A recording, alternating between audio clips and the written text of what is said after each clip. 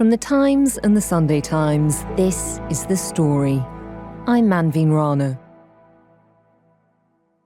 So today the government is announcing the first tranche of sites we will set up to provide basic accommodation at scale. In Westminster, it's a case of déjà vu all over again. The government will use military sites being disposed of in Essex and Lincolnshire and a separate site in East Sussex. It's March 2023. The Conservative Immigration Minister, Robert Jenrick, is on his feet telling Parliament about the government's cunning new wheeze to house migrants. These will be scaled up over the coming months and will collectively provide accommodation to several thousand asylum seekers.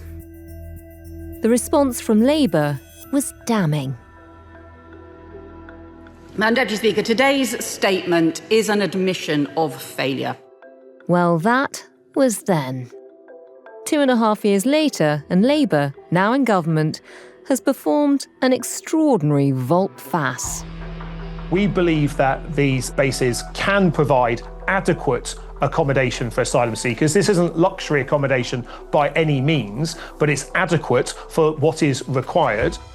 But some analysts are saying Labour's U-turn could end up costing the taxpayer even more.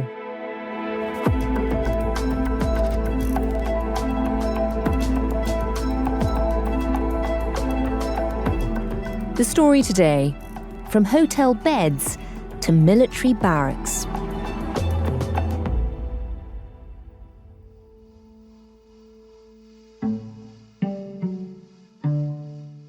Matt, we're going to talk about migrants and hotels in a moment. It feels like something we have covered at least 100 times. Is this now your specialist subject? If you're on Mastermind, is this what you would be talking about? Oh gosh, I wouldn't want to be talking about it, but I think it possibly is up there with a few other topics that would be, my Mastermind subject. When he's not considering his Mastermind subject, our Home Affairs editor, Matt Dathan, can usually be found in and around Parliament, which is where he was when we spoke to him. I'm sitting in one of the many small rooms dotted around the Houses of Parliament, so hopefully I won't be interrupted during this recording. And it does have a real sense of déjà vu today. Just tell us, what is Labour now proposing? Labour has performed a massive U-turn on the use of military sites, from opposing it for years in opposition to in government starting by pledging to close Wethersfield, a military site, and Napier Barracks, the only two military sites that were in operation when it came into government. Not only has it expanded the use of Wethersfield in Essex, it is now announcing the first of several military sites that it intends to use to house asylum seekers as part of its efforts to move migrants out of hotels. As of June, and that's the latest date that we have available statistics for, there were 32,000 migrants staying in hotels. This is up from about 29,000 the year previous. That 32,000 only actually accounts for about a third of all asylum seekers in taxpayer-funded accommodation while they wait for their asylum claim to be processed by the Home Office. Really? So where are the other 2/3? They are in more traditional use of accommodation for asylum seekers, which we call dispersal accommodation. So dotted across communities in multi-occupancy houses, private rental houses with landlords, some medium-sized sites, etc., which has always been the norm until about 2020 to 2021, when hotels started being used for the first time on a scale that we're seeing now. So what Labour want to do long term is return to that traditional model of dispersal accommodation. But in the meantime, it needs to deal with the immediate crisis, I guess it is, with moving migrants out of hotels, which have been so opposed and sparked so much unrest in local communities. And it's doing this by having to admit that it was wrong to oppose the use of military sites. So, Matt, as you say, there's about 32,000 migrants they need to get out of hotels. How many military sites will that take?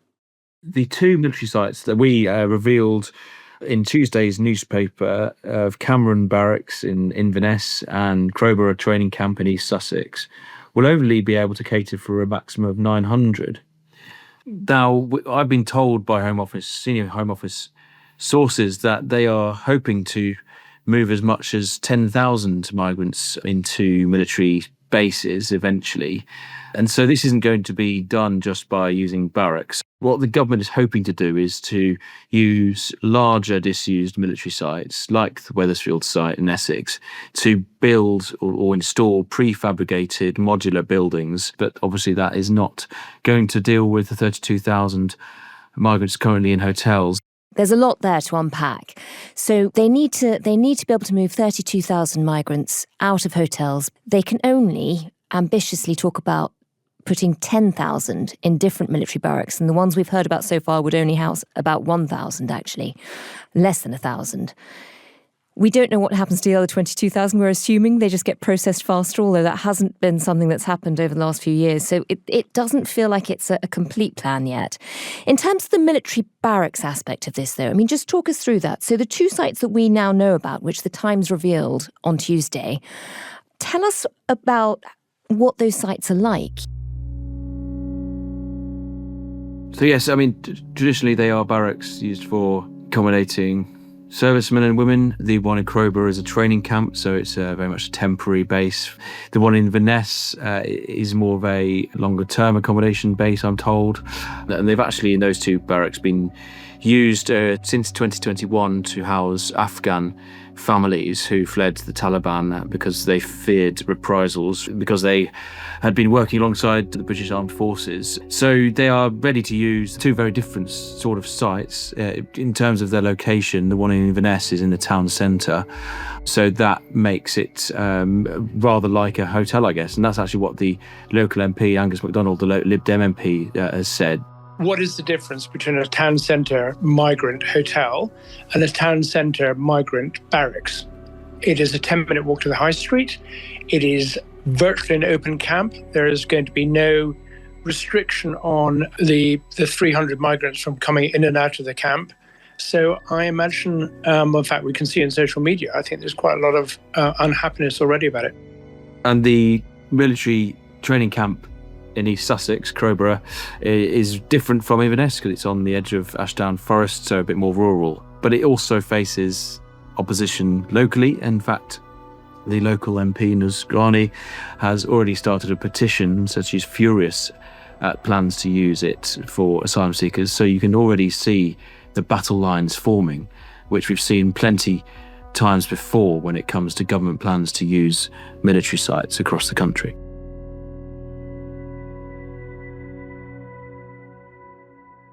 Matt, like with a lot of the migrant hotels, there's bound to be a lot of NIMBYism, a lot of local objection to wherever these sites end up being. Is this quite politically astute of Keir Starmer's government, though? They've managed to pick constituencies where it's either a Lib Dem or a Conservative problem now. That's a very good point, but I actually generally don't think it's a political thing in terms of those two sites. I think that they are simply the most readily available. I might be wrong, they might be politically chosen. I think the government is basically just trying to stand up military sites as soon as possible, and there will be military sites in Labour areas. And Matt, with these sites that are being proposed, we know that they've been used for Afghans before, so presumably they're in a condition where people can move in quite soon. You also mentioned RAF Wethersfield in Essex, which is somewhere where we've seen migrants being housed in a barracks already. I mean, how has that gone? Have there been problems? Yes, there have been problems in Napier Barracks and Wethersfield. But what we saw with Napier Barracks, to start with, back in 2020, there was a lot of unrest amongst the asylum seekers resident at the barracks because of the poor conditions there, the fact that they were being housed multiple men to a room, very little space, very little privacy. There was even a fire that was set off deliberately. And then in Wethersfield, we saw a big local campaign, including actually James Cleverly, who was actually then a cabinet secretary. He was opposed to it locally. But what they found there was huge startup costs because they had to convert these old buildings into livable places, because you do have to have a minimum standard to house asylum seekers. And they had huge infrastructure costs, like installing generators. And that's before you start thinking about the local infrastructure that you need, such as healthcare. A lot of these asylum seekers have been through traumatic journeys, traumatic experiences. Yeah. They also need transportation to the local towns or cities and also recreational activity. Otherwise, you have hundreds of young men with nothing to do because they're not allowed to work, affecting the local community. And in terms of that accommodation crisis, we've also heard in recent weeks just how bad the situation has got with hotels. There's been a Home Affairs Select Committee report talking about just how much it's costing us. Anyone who read the Sunday Times Rich List a couple of months ago would have seen how much it's costing us. I mean, just talk us through that. How much of a disaster have those hotels been just in terms of finances? Yes, I've read many damning reports about the Home Office since I started covering Home Affairs 5 years ago, but none so more damning, I think, than this Home Affairs Committee report published on Monday, that basically just lays bare just how the lack of control the Home Office has over what is actually happening on the ground. So the Home Office in 2019, they signed contracts with 3 providers to identify and source and provide accommodation for asylum seekers: Mears, Clear Springs, Serco. But what the Home Affairs Committee found was that the way that the contracts were originally set up was completely flawed because of the formula that stated that, yes, the companies could only make a ceiling, a profit ceiling of around about 5%. And we don't know the exact figures because they won't say because they're commercially sensitive. But that didn't take into account the fact that these companies were subcontracting the provision of hotels to hotel chains, to hotel providers. The average cost of a hotel now for housing a migrant is £145 per person per night. The average cost in dispersal accommodation is £23 per person per night. So basically the providers are taking anything above 5% profits as shared and paid back to the Home Office, or meant to be, and we haven't actually had any of that back to the Home Office yet. But that obviously 5% of £145 is much bigger than 5% of £23. And there's no incentive in the contract for them to find the cheapest possible alternative. Exactly. So there's not only no incentive to find the cheapest possible accommodation, there's also no incentive to reduce the numbers being accommodated in hotels either. And the second bit of the report, the key bit in the report, said there was no oversight in the Home Office of the subcontractors. So we have no idea how much those hotel providers are actually charging the providers. So Stay Belvedere hotels, for example, we revealed back in March that they were being stripped of the 51 hotels that they were providing for asylum seekers due to concerns over the performance of the hotels. But we still don't know what those concerns were, and we still don't know exactly how much they were charging Clear Springs, the middleman, if you like, which was one of the 3 Home Office providers signed back in 2019. And I mean, the amounts are astonishing. A few months ago when the Sunday Times Rich List came out, there were 2 new entrants who had clearly made hundreds of millions out of these contracts. People somewhere have been making a lot of money out of them. You've been looking into this quite a lot, and I know that the Times has also reported that even the Chinese have managed to make a bit of a profit out of this scheme. I mean, just tell us a bit more about where this money goes. What for you on reporting around this? What has been the most astonishing part? Well, I think the most astonishing thing is just the lack of knowledge that even the Home Office has of who is actually providing these hotels. And therefore, we get revelations like we had in the Sunday Times that 3 of the organisations providing the hotels have links to the Chinese Communist Party and have netted about £15 million from these contracts. So it just shows you that even the Home Office doesn't know who is providing it. And what we've learned also in the last couple of days is that ministers weren't even allowed, apparently, to view the contracts themselves because the officials said they were commercially sensitive. And I was talking to one of the the former chief inspector for Borders and Immigration, who also said that he wasn't allowed to see the commercial contract. So even the independent watchdog, who is meant to be scrutinising the Home Office's work on immigration, borders and asylum, was not allowed to see these asylum contracts, which are a crucial part of the Home Office and public expenditure. Do we have an overall figure of how much we think it's cost the Home Office? Yes, we do. So the initial estimate of the 3 contracts was $4.5 billion over the 10-year period. That was back in 2019. But the National Audit Office now estimates that the total cost of the 3 contracts for providing asylum accommodation will be $15.3 billion. So that's obviously more than triple what it was first estimated to be. That's shocking. I mean, it sounds like there's not very much accountability, certainly on the finances. Also, as we learned from that report, just on the state of some of these hotels, the conditions that people are being put up in. Yes, I think we often forget that actually there are human beings behind these figures. Obviously, the statistics show that the majority of these asylum seekers are young men, but there are families involved as well. And it is a pretty miserable existence staying in a hotel month after month. I mean, some people have been in hotels for more than 2 years. There is no cooking facilities often. The food is provided to them. They don't choose what it is. And yes, the public outcry might say, well, you should be grateful for what you get. But I mean, if you're served chicken nuggets every night, I mean, I don't think anyone would want that, even if it was free.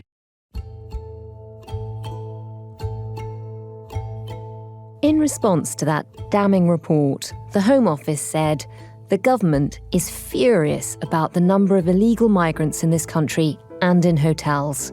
That's why we will close every single asylum hotel, saving the taxpayer billions of pounds. Of the companies involved, who aren't accused of doing anything wrong, but they certainly made a deal with the Home Office, which was very bad value for the taxpayer, Serco told The Times. Serco wants to see an end to the use of hotels. Since 2023, we've exited half of the hotels we operated and continue to work with the Home Office to deliver a long-term strategy for taxpayers. Mears said they'd agreed to pay money back to the Home Office, adding that the company had reduced hotel use by half as we work towards ending the use of hotels.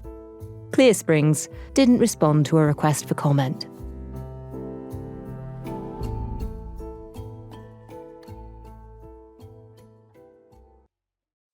Matt, you've explained why the costs of housing migrants in hotels completely spiralled and have become one of the causes for the government to try and come up with a new plan, which is why they're looking at Barracks. In terms of finances, is that going to be cheaper? So the Home Affairs report and the National Audit Office report has actually found that the cost of military sites can often be actually higher. So I revert back to the costs I was quoting earlier, £145 per night for a hotel, Wethersfield's £133 per night, and Napier Barracks £108 per night. Those reports also pointed out that the startup costs of converting a military site is much larger. And if you are using the readily available barracks, such as we're seeing in Cameron, Inverness and Crowborough in East Sussex, they're sort of ready to go. They won't require too many startups. I mean, there will be costs, but you're not converting buildings that were not designed to accommodate people. So I think if Labour are identifying more sites like that, I think the costs will be lower. In terms of those costs, I mean, even once you've got past the initial setup costs, the costs of running these places, you pointed out healthcare and activities, but, if you're in Inverness, for example, the costs of transport to an immigration law court or the cost of getting interpreters nearby, all of that's going to be obviously more expensive than if you were somewhere near London. Well, I think, the immigration tribunals are nationwide. But if you have rural sites, larger sites, you have to provide accommodation. So with the Bibby Stockholm barge in Dorset, which was closed down by Labour and actually also cost more than hotels, they had to provide 24-hour buses.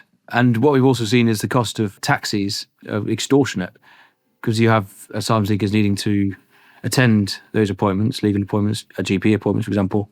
And if they're not nearby a town or city centre, then they are going to have to get there somehow, and that is all picked up by the taxpayer. And Matt, if this new scheme of Barracks is more expensive than the hotels, we know where the hotel money was going to these three companies, to people who own hotels and provide those services. Where will the money go now? I mean, does the MOD benefit from this? Who gets paid for putting people up in barracks? Yes, another good question. So the Home Office will be responsible for the entire cost of those bases. So the Ministry of Defence will hand over Cameron Barracks and Crowborough training camp to the Home Office. Home Office will be responsible for the costs, all the costs. The provision of the other services, so there will be private companies involved still, but they're not going to be going to the opaque owners of these hotels, which have mysteriously popped up since 2020.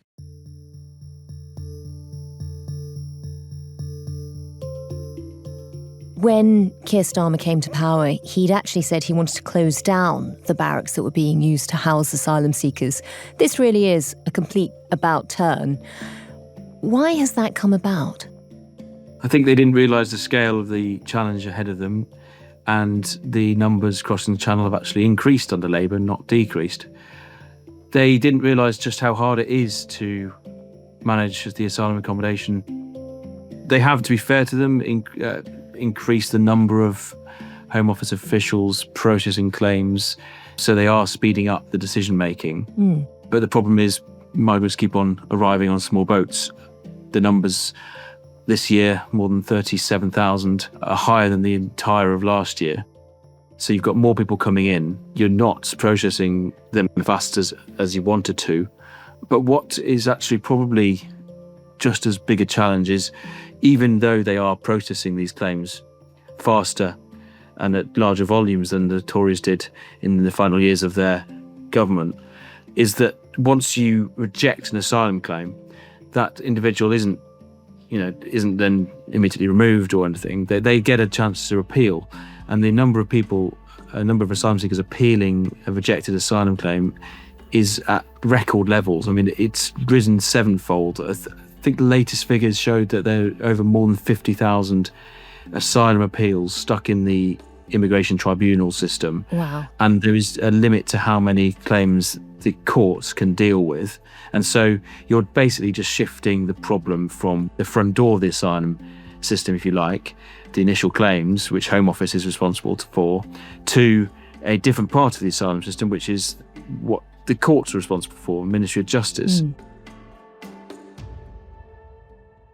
The government have tried to increase the number of judges who are presiding over these cases. They've also announced increased legal aid rates, although that still hasn't come into effect. So there are more immigration lawyers who can advise asylum seekers, because you need to provide legal aid by law to the asylum seekers appealing. And then finally, the government have increased, to be fair to them, the number of rejected asylum seekers being deported from the UK. But the number that they are deporting is nowhere near the scale that they would need to in order to stop the taxpayer-funded accommodation crisis. Matt, so much of this is about optics and it's about politics. Is this a sign that we have a new Home Secretary, Shabana Mahmood, who wants to be seen to be doing something, who wants to look like she's taking decisive action? Is that why these plans are happening now, despite earlier Labour protests against exactly this move? I think she's certainly accelerated the plans, but we did see the shift starting before she became Home Secretary over the summer, Yvette Cooper accepting that they are going to be looking at larger sites. I mean, she was more keen on looking at industrial sites to see if you could use disused estates as a base to put these prefabricated modular homes. But I think what we see with Shabana Mahmood across lots of different areas of the Home Office is that she is taking a much more rapid approach. She's keen to really accelerate plans to move migrants out of hotels. And as I reported on Tuesday, that the Prime Minister has privately told ministers that ideally he wants to see all asylum hotels closed by this time next year, a very ambitious target. I'm hoping we can get some of the military bases in use by the end of this year. So there's several hundred places there. I want to see the asylum hotels closed down as quickly as possible, but obviously you'll appreciate that we've got to process the claims and or find other accommodation. Do you think he'll be able to keep to that target? Do you think it'll happen? And how much of that will depend on how many more immigrants we have sort of coming in? Very much dependent on how many are coming in.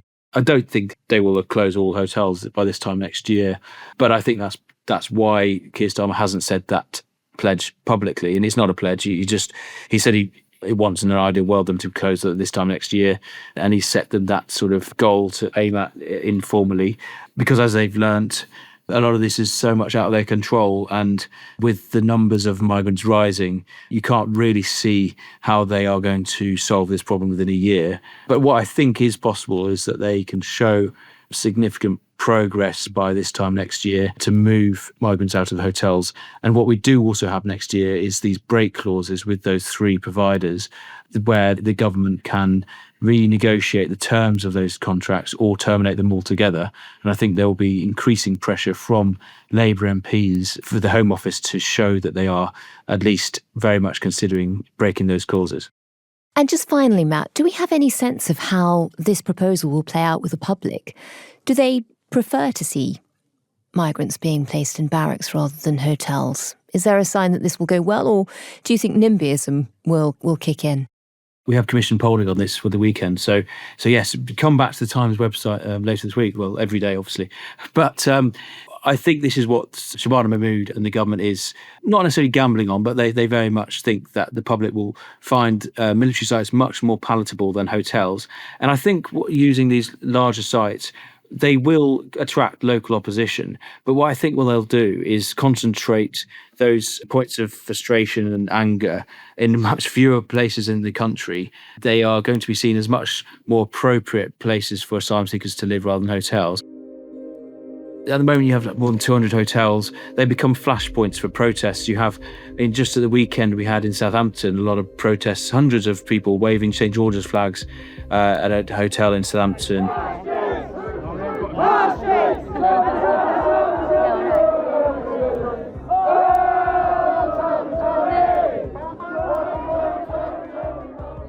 And then the counter protests as well as clashes with police.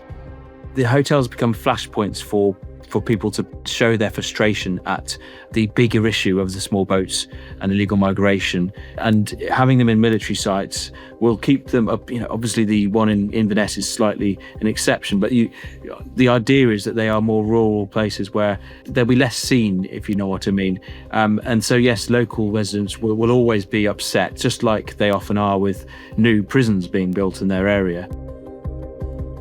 But they will become fewer and far between, and they will be less of a flashpoint for people that you can easily go and on a Sunday afternoon to join a protest.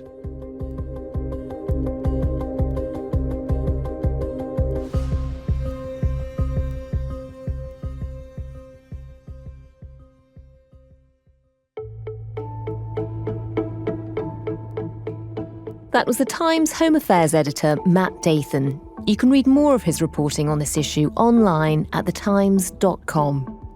The producer today was Micaela Arneson. The executive producer was Edward Drummond. And sound design and theme composition were by Mal Assetto. If you can, do leave us a review wherever you get your podcasts. Thanks for listening. We'll be back tomorrow.